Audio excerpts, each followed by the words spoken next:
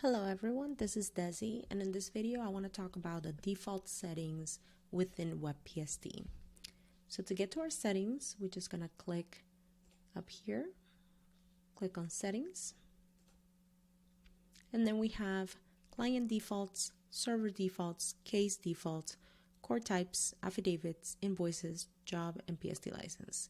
Today we're just going to talk about the first four, since affidavit, invoices, jobs, and PST license is still under development. So under client default options, this is for your new client. So every time you add a new client, it will carry forward whatever default information you have here. So I really want to focus on client options because phone numbers, mailing address, physical address, 9 times out of 10, if not 10 out of 10, it's not going to be the same throughout every single client that you add. So let's go to client options here. And this is where you have your option, your general options, your affidavit options of how you want things to be set up for your clients. So if you are a company who you like to do batch invoicing for all of your clients, then you would go ahead and check that box. If you like to have the signed affidavit uploaded for the job to be done, then you check this box. If you need the filed affidavit to be uploaded for the job to be done, then you check this box as well. If you want to provide dwelling information for all of your clients, then you go ahead and check this box, and so on and so forth. Amount invoice, blank service fee, geolocation data, recipient description.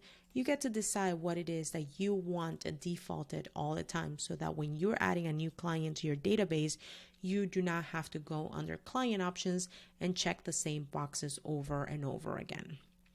Here's the default invoice. So you want to put here the invoice that you would use 99% of the time for every single client. Sometimes you have a client that requires a special default invoice, so something that is catered to that client. Obviously, that would be overwritten when you change it when you're adding that client. If you use the client custom job fields, same thing.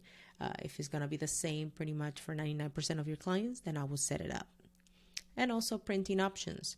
So if you're the type of person who doesn't print hard copies really, you're very paperless, then you want to make sure that you attach the PDF to the job for affidavit and attach PDF to the job for invoices. Perhaps you want a hard copy after it is electronically signed, then you can go ahead and check this boxes right here so that it happens. And then set the affidavit barcodes for your clients as well, so that every affidavit has a barcode, or the field sheet printing options for the client. The attorney options is really based on the bar number. Once again, that's not going to be the same for every attorney, so I would not even bother with this. And with notes, maybe you have a specific notes throughout for every client, then you can go ahead and use this. For server defaults, once again, I just want to focus on the server options. So same thing, your general server options, the printing options for the field sheet, the server pay, the California registration. If you're not in California, you can set it up automatically to not be registered.